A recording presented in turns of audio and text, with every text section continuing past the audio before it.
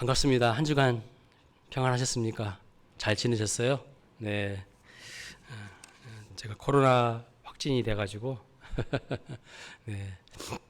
지금도 조금 목소리가 코맹맹이 목소리가 좀 나오긴 하는데 이해해 주셨으면 좋겠습니다. 기도해 주셔서 잘 회복돼서 주중에 이제 교회 나와서 또 사역들을 할 수 있었습니다. 자, 우리가 아브라함의 이야기를 계속 살펴보고 있는데요. 조금만 더 기다리십시오. 조만간 끝납니다. 좀 지루하실 수도 있어요. 아브라함 이야기 너무 길다 보니까. 자, 하나님이 창세기 12장에서 아브라함 나이 75세 때에 아브라함을 부르셨죠. 고향과 친척과 아비의 집을 떠나서 내가 내게 지시할 땅으로 가라. 이렇게 하나님께서 말씀하셨습니다. 그리고 오늘 우리가 읽은 본문을 보면요. 창세기 17장을 보시면 아브라함의 나이가 99세라고 말씀하고 있어요. 99세. 여러분 잘 아다시피 아브라함이 이삭을 낳았을 때 나이가 몇 살이죠? 유년주일학교를 좋은 곳 나온 분들은 잘 아실 텐데 유년주일학교를 좀 짜잘한 데 나오신 분들은 잘 몰라. 아브라함이 이삭을 낳았을 때 나이가 몇 살이에요?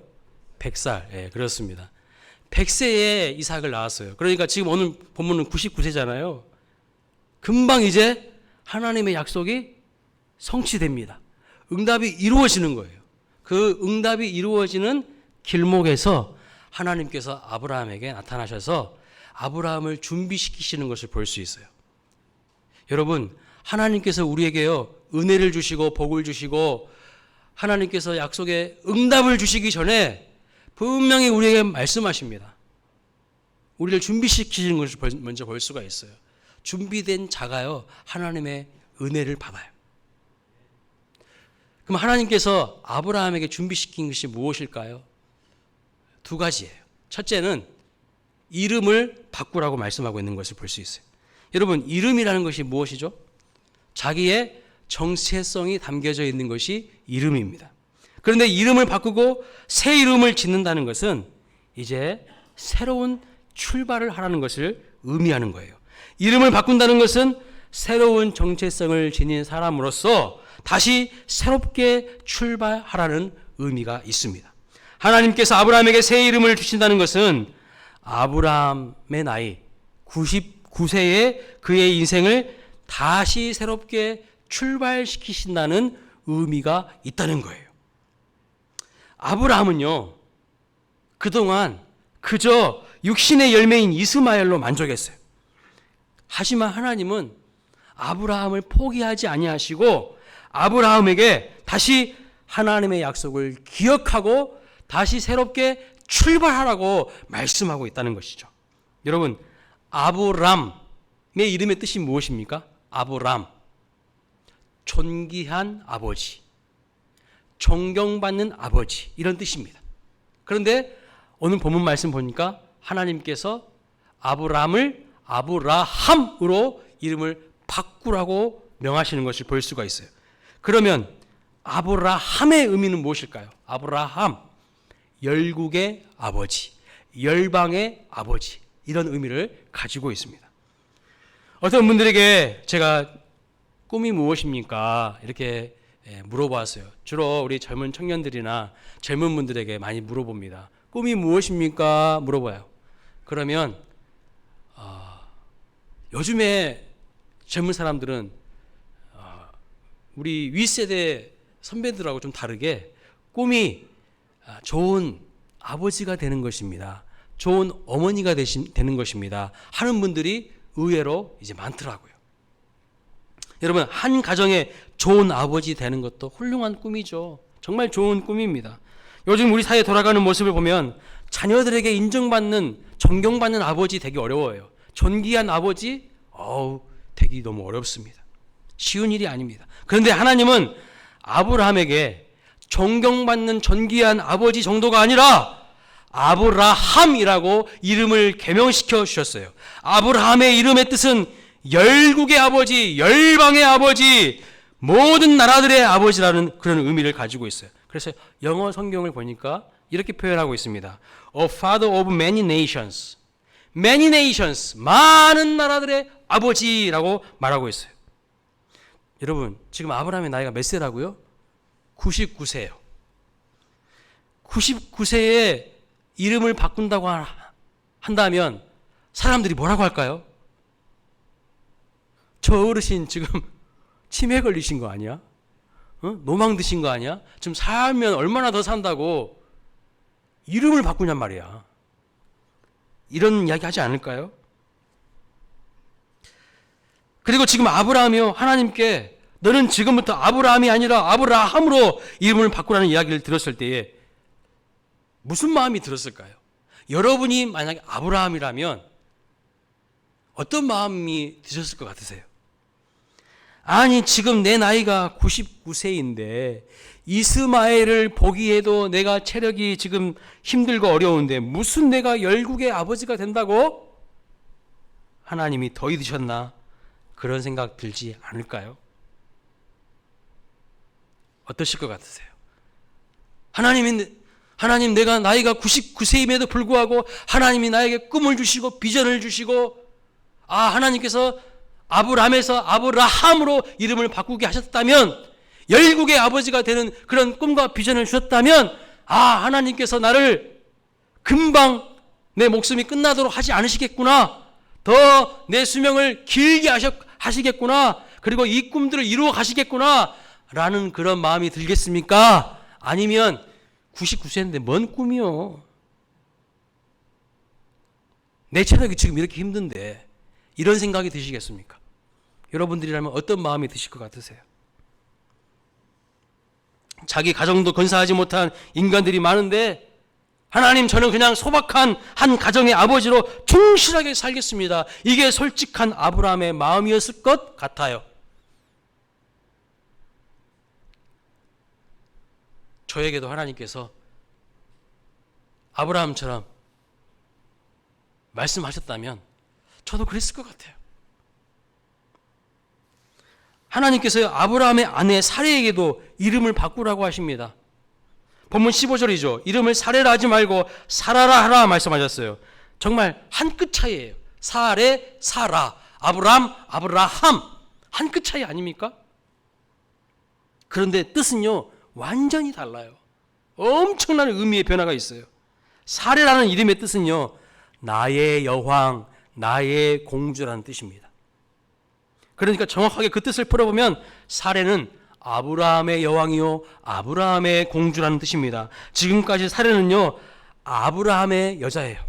아브라함에게 여왕이고 공주 같은 그런 존재인 것입니다. 그런데 사라라고 이름을 바꾸라고 하신 것은 나의 여왕, 나의 공주에서 그 앞에 나의라는 소유격을 띄는 거예요. 떼버리는 거예요. 사레에서 사라로 바뀔 때에 어떤 차이가 있어요? 한글에서 끝에 이가 붙냐 안 붙냐의 차이죠. 이 이가 히브리어 말에서는요, 나예라는 뜻이에요. 그러니까 이 나예를 빼버리면 그냥 어떤 뜻입니까? 여왕, 공주라는 뜻이에요. 즉 다시 말하면 열국의 어미가 되라는 뜻입니다. 특정한 어떤 한 사람의 여왕이요 공주가 아니라 열방의 열국의 어미가 되라는 그런 의미를 가지고 있는 거예요. 아브라함이 한 가정의 존경받는 아버지에서 열국의 아버지가 되는 것처럼 사레도 사라라 이름을 바꾸면서 한 남자의 여왕이요 한 남자의 여인이요 공주가 아니라 열국의 어머니로 그 정체성을 하나님께서 새롭게 하신다는 의미를 가지고 있는 거예요. 하나님께서 아브라함과 사라를 모든 열방의 아버지와 어머니와 같은 존재로 사용하시겠다는 것입니다. 자, 하나님께 이런 이야기를 들은 아브라함이 어떤 반응을 보였을까요? 본문 17절과 18절 말씀을 한번 같이 읽어보도록 하겠습니다. 시작. 아브라함이 엎드려 웃으며 마음속으로 이르되 100세 된 사람이 어찌 자식이 나는 90세니 어찌 출산하리요 하고 아브라함이 이에 하나님께 아뢰되 이스마엘이나 하나님 앞에 살기를 원하나이다. 여러분, 아브라함이요 웃어버렸어요. 99세에 하나님이 자녀 주겠다 하니까 웃어버린 거예요. 실수한 것이죠. 이 웃음의 의미가 무엇일까요? 어이가 없다는 이야기입니다. 그냥 나는 이제 이스마엘이나 잘 키우겠습니다. 뭔 또 자식입니까, 하나님? 내가 무슨 열국의 아버지가 됩니까? 너무 현실성 없는 이야기 들을 때 나오는 지금 비웃음 같은 것을 말하고 있는 거예요. 하나님은 이스마엘이 약속으로 낳은 자녀가 아니라고 하셨습니다. 믿음으로 낳은 아들이 아니에요. 그저 인간적인 방법으로 하나님의 약속을 기다리지 못하고 하갈을 취해서 낳은 아들입니다. 그래서 하나님은 약속의 아들 이삭을 통하여서 열방의 아버지와 어머니가 되는 비전을 주시는 겁니다. 그런데 아브라함은 이제 자기 자신을 잘 아니까요. 자기 인간적인 실력을 잘 아니까 불가능하다는 것을 아는 겁니다. 그냥 하나님 주신 이스마엘이나 잘 키우겠습니다. 이렇게 이야기하는 거예요. 이스마엘의 아버지로만 만족하려고 했습니다. 하지만요, 하나님은 어떤 하나님이냐면 우리의 믿음의 스케일을 완전히 키우시기를 원하시는 거예요. 자꾸 우리는요, 내가 못하면 하나님이 못하신 줄 알고 있어요. 하나님이 그것을 깨 부숴버리시기를 원하시는 거예요. 그 한계를 뛰어넘으라고 하시는 겁니다. 하나님께서 가능하시다고 말씀하는 겁니다. 한 가정의 아버지에서 열국의 아버지가 되는 비전을 주시는 거예요. 제가 막 기도를 하는데, 예를 들어서 기도를 강일교회를 위해서 놓고 기도를 해요. 근데 하나님이 어느 날 그러는 거예요. 제 마음속에. 지우정 목사야, 아들아, 조만간 수년 내에 광일교회가 1000명 될 테니까 준비하고 있어. 누가 아멘 하셨어요? 믿음이 상당히 좋으신 것 같아. 예. 근데 제가 1000명이요? 하나님 100명이라도 나왔으면 좋겠습니다. 지금 주신 거라도 잘 감당했으면 좋겠습니다. 비웃었어. 꼭 그 모습이라는 거예요. 지금 이 모습이, 아브라함의 모습이.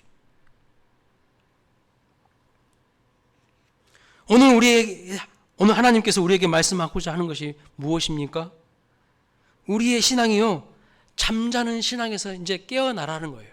그리고 신앙의 스케일을 아브람에서 아브라함으로 변화되기를 원하시는 겁니다.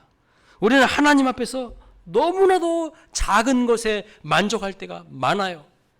물론 우리가 세상에서 부귀 영화 출세 권세를 잡고 누리는 것, 그런 거에 대해서는 여러분 욕심을 부리지 않는 것이 좋습니다. 그러나 하나님의 은혜는 결코 작은 것으로 만족해서는 안 돼요.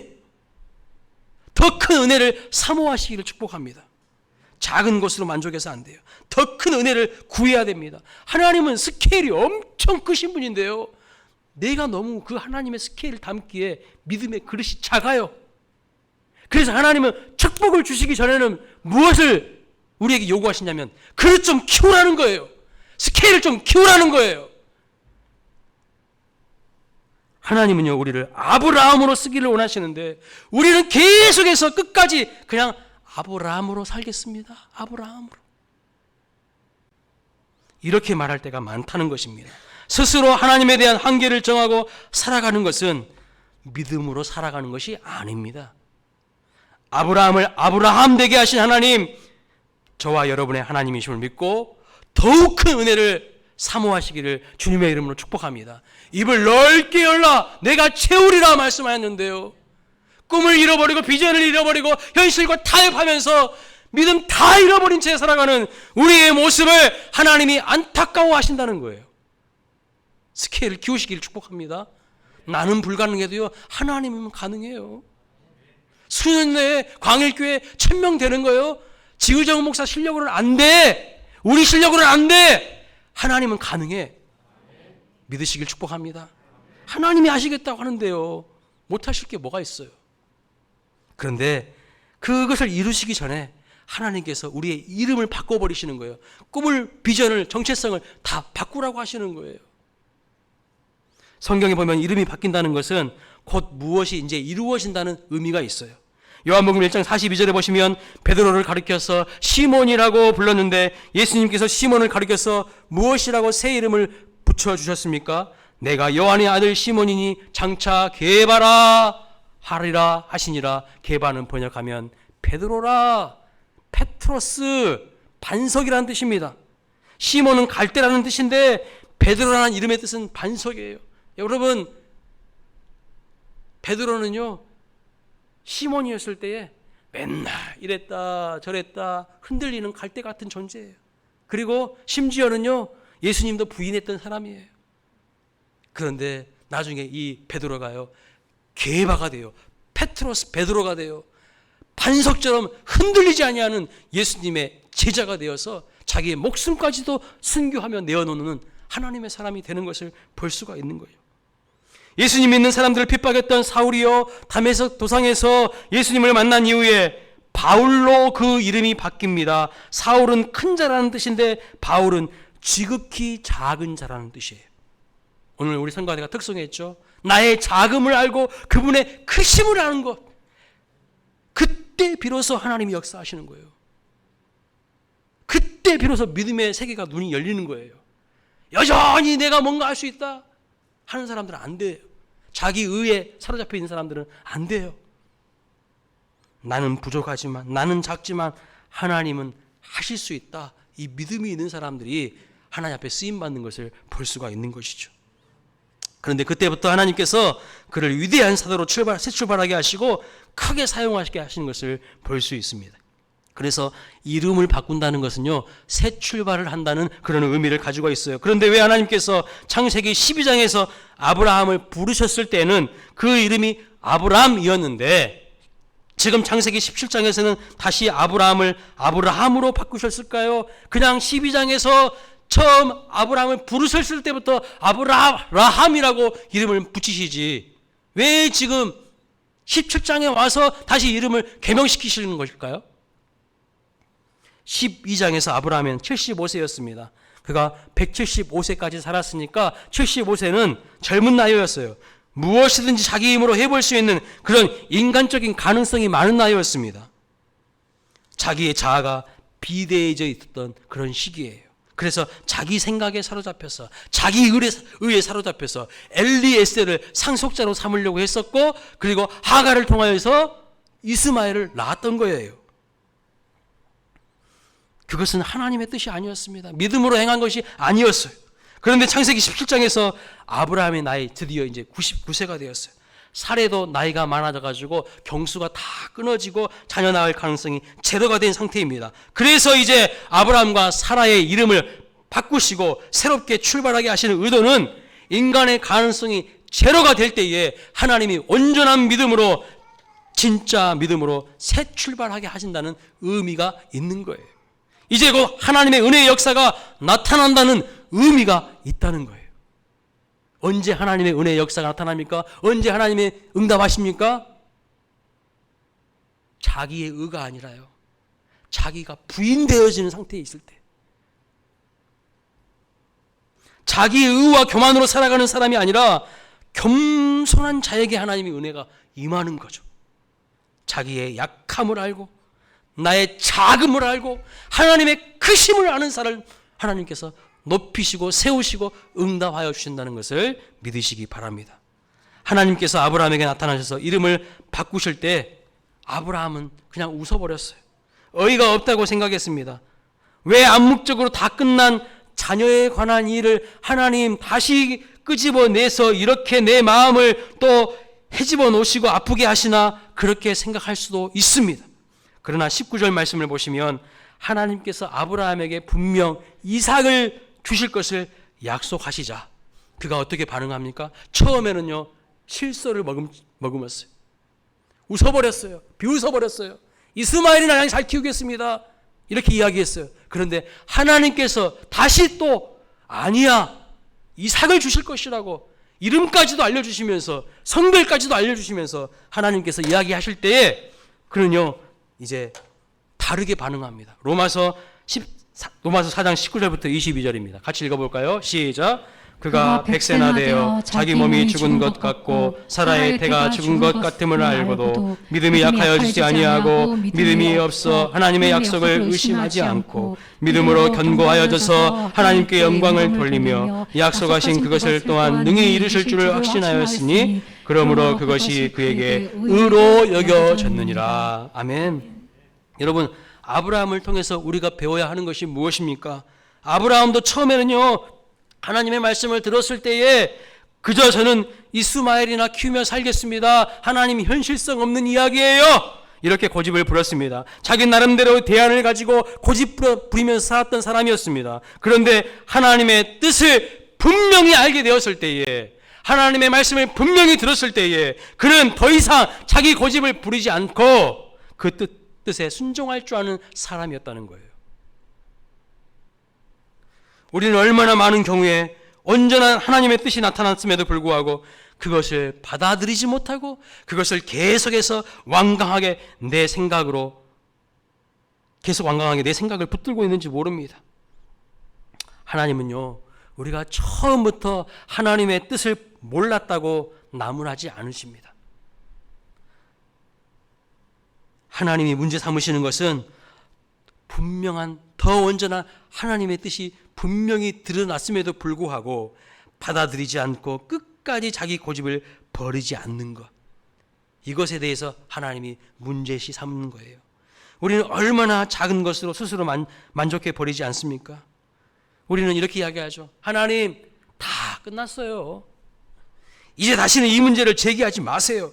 저는 이스마엘로 충분합니다 하면서 하나님이 임시 방편으로 허락하신 것을 마치 온전한 하나님의 뜻인 양 생각하면서 자꾸 작은 나의 그릇 안에 하나님을 가두려고 할 때가 너무나도 많다는 거예요. 그것이 바로 불신앙이에요. 믿음은요, 무엇인가 하나님의 생각이 나의 생각과 다를 뿐만 아니라 내 생각보다 하나님의 생각이 더 옳고 크다는 것을 인정하는 겁니다. 근데 많은 사람들이요, 자기의 생각으로 하나님의 뜻을 다 재단해 버려요. 그리고 하나님은 하고 싶어 하시는데 자기는 못한다고 이야기를 해요. 그것을 뛰어넘으라는 거예요. 이름을 바꾸라는 것은, 아브라함에서 아브라함으로 이름을 바꾸라는 것은 네 믿음의 스케일을 키우라는 거예요. 하나님의 뜻을 붙잡아야 되지 네 생각 안에 갇혀있지 말라는 거예요. 두 번째, 하나님께서 응답을 주시는 그 길목에서 아브라함에게 명하신 것은 할례를 행하라는 것입니다. 여러분, 할례가 무엇입니까? 남자의 생식기에서 포피를 베는 거예요. 마취약이 없던 시대에 이것은 대단한 고통입니다. 아니, 아들을 주실 찰나에 난데없이 지금 웬 수술입니까? 우리 하나님 보면은요, 거의 이러실 때가 너무 많아. 여호수아 말씀에도 보면은요, 여리고 성 정복을 앞두고서 길갈에서 다 할례시켜요. 아니, 여리고 성을 지금 앞두고 있으면 뭐 무기를 점검한다든가 전략을 짜든가 이래야지. 아니, 남자 생식기를 다 잘라버리는 거예요. 그럼 어떻게 활동하라는 거예요? 근데 하나님은 그렇게 하라는 거예요. 우리의 생각과 너무나도 달라. 하나님은 그것도요, 칼도 제대로 준비되지 않은 아브라함에게 칼을 들고 지금 수술을 하라는 것은요, 천부당 만부당합니다. 불법 의료형이라 그런 것이 아니죠.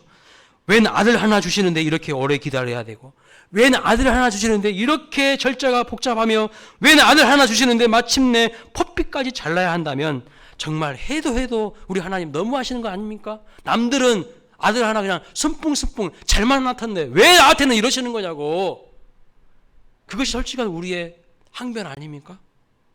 하나님 정말 심통 고약한 분이시 아니고는 어떻게 아들 하나 얻겠다는 이 소박한 아브라함의 꿈을 이토록 비참하게 만드시고 괴롭힐 수가 있나요? 이것이 솔직한 우리의 고백입니다. 그렇다면 하나님은 왜 갑자기 고통을 수반한 이 수술을 명령하셨을까요? 여러 가지 이유가 있을 것입니다. 의사들은 건강상의 이유를 들어서, 역사학자들은 유대인 민족의 차별성을 강조하기 위한 수단이라고 말합니다. 그러나 더 깊은 영적인 의미가 있어요. 본문 13절 14절 말씀을 보십시오. 같이 한번 다시 읽어보겠습니다. 시작. 너희 집에서 난 자든지 너희 돈으로 산 자든지 할례를 받아야 하리니 이에 내 언약이 너희 살에 있어 영원한 언약이 되려니와 할례를 받지 아니한 남자 곧 그 포피를 베지 아니한 자는 백성 중에서 끊어지리니 그가 내 언약을 배반하였음이라. 그렇습니다. 할례에는요, 두 가지 초점이 있어요. 첫 번째는 무엇이냐? 살을 찢어서 쓰는 계약서라는 거예요. 살을 찢어서 쓰는 계약서예요. 언약을 하되 이제 살을 찢음으로써 핏자국과 상처를요, 계약서로 삼겠다는 겁니다. 그러니 할례는 피 흘려 쓰는 계약서요, 죽느냐 사느냐의 중대 문제입니다. 지금까지 언약은 하나님께서 어떻게 하셨죠? 말로 언약을 체결하셨죠.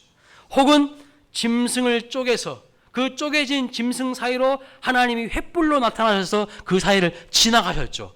때로는 하나님께서 밤하늘의 무별을 바라보면서 하나님께서 언약을 맺으셨죠. 시청각 교육으로 언약을 맺으셨습니다. 하지만 이제는요, 내 몸 한 귀퉁이를 찢고 떼어내는 고통으로 계약서를 쓰시는 거예요.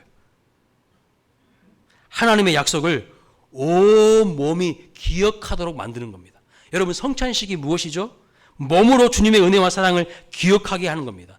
떡을 나누고 포도주를 나누면서 예수님의 살과 피를 기억하고 기념하는 것입니다. 몸으로 기억하게 하는 거예요. 몸으로. 할례도 마찬가지입니다. 중요한 것은, 할례를 행하는 것은 나의 몸에다가요, 하나님의 약속을 새겨버리는 거예요. 엄청난 강력한 거예요. 몸에다가 하나님의 언약을 새겨버리는 거예요. 화장실 갈 때마다 하나님의 언약이 생각이 나는 거예요. 부부 관계를 맺을 때마다 하나님의 언약이 생각이 나는 거예요.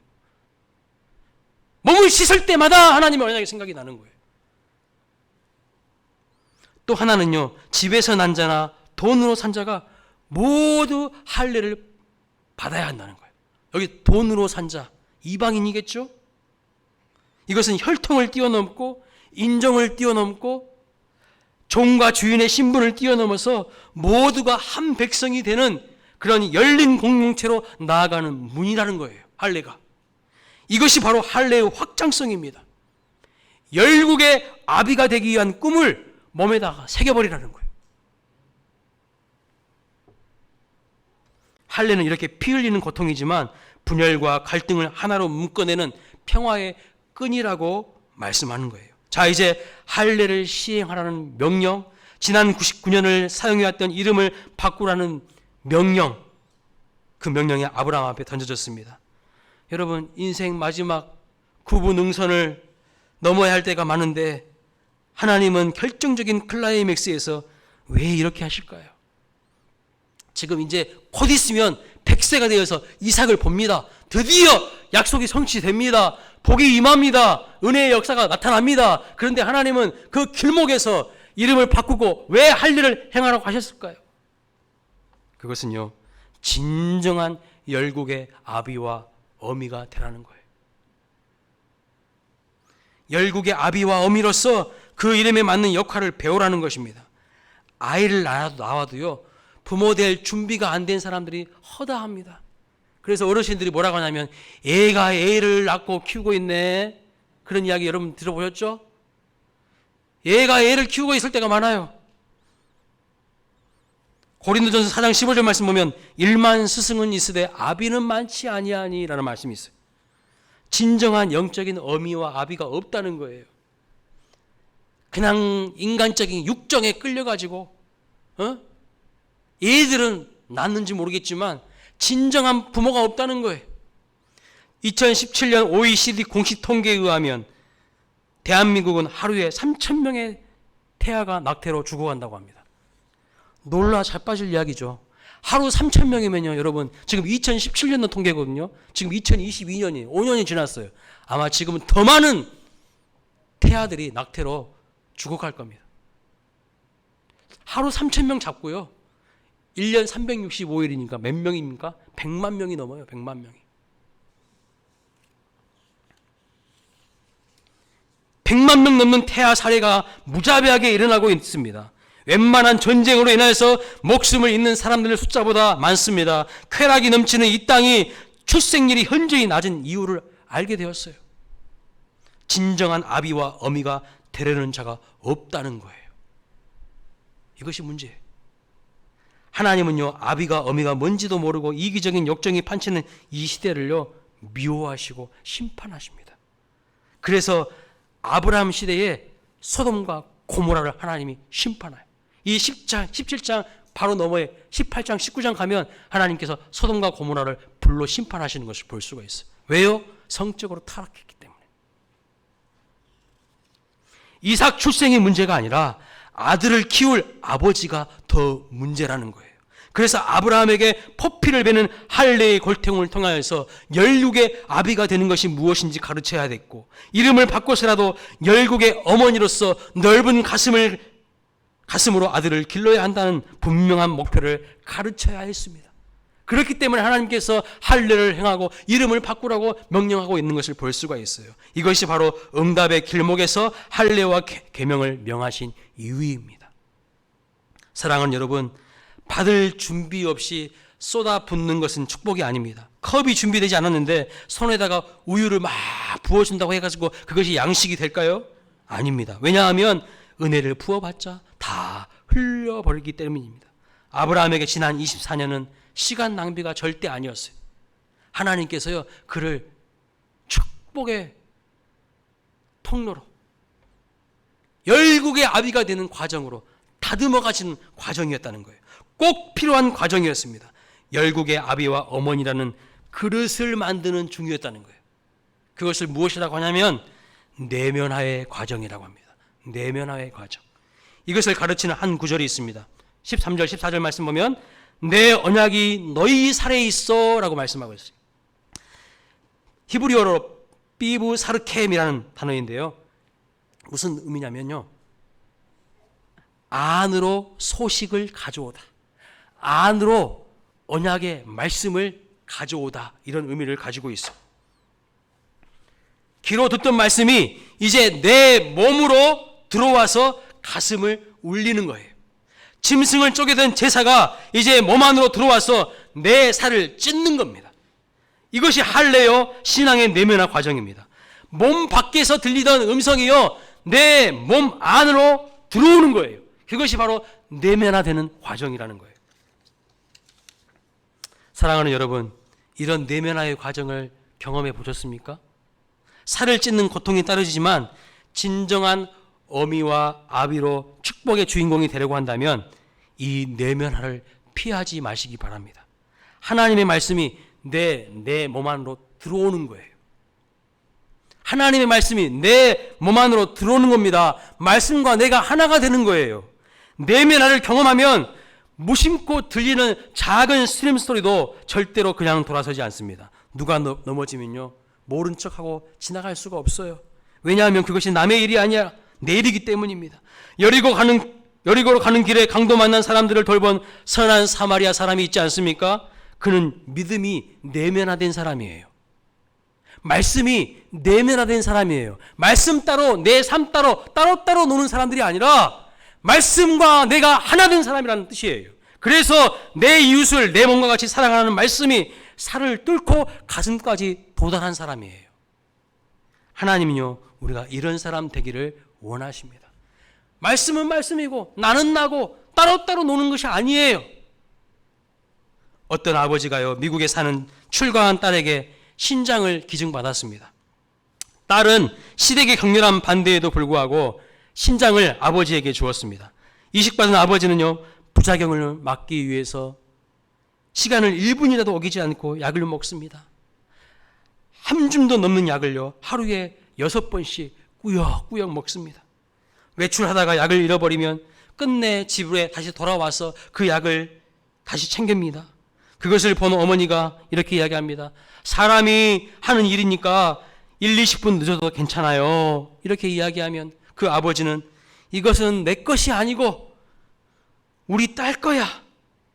내 사랑하는 내 딸 거야. 몸속에 있는 딸의 신장을 생각하면서 아버지가 눈물을 글썽글썽거립니다.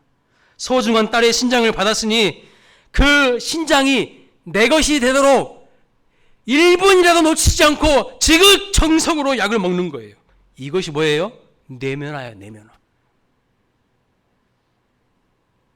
맥스 루카도는 이렇게 말합니다. 십자가는 나의 죽음과 예수님의 생명이 교환되는 장소다. 이렇게 말했습니다. 하나님의 약속이 십자가의 원리로 모두 내면화되어 내 것이 되어야 한다는 거예요.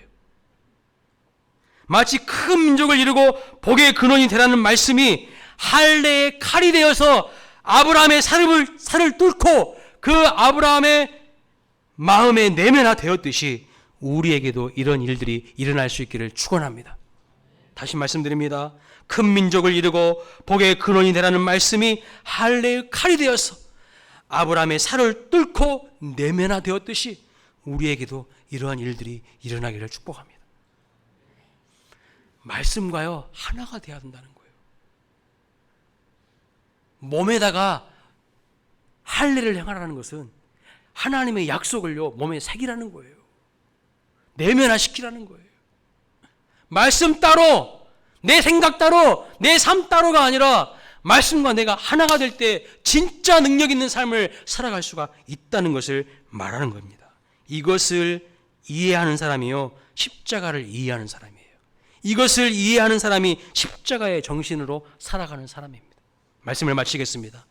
하나님은 약속을 성취하시고 응답을 이루시기 전에, 축복을 주시기 전에 분명히 찾아오셔서 우리에게 말씀하십니다. 준비하라고 말씀하셔요. 준비하라고. 이름을 준비해라. 할례를 행하라고 말씀하고 있어요. 우리 각자에게도 분명히 하나님께서 축복을 주시기 전에 무엇이라고 말하실 겁니다. 그것을 웃어 넘기지 마십시오. 내가 못한다고 하나님도 못하시는 거 아니에요. 하나님은 하실 수 있어. 이름을 바꾸라고 하십니다. 그 의미는 무엇이라고요? 꿈과 비전을 새롭게 하라는 겁니다. 정체성을 새롭게 하라는 것입니다. 존귀한 한 가정의 아버지가 아니라 열국의 아비와 어미가 되는 믿음의 스케일을 크게 키우라는 것입니다.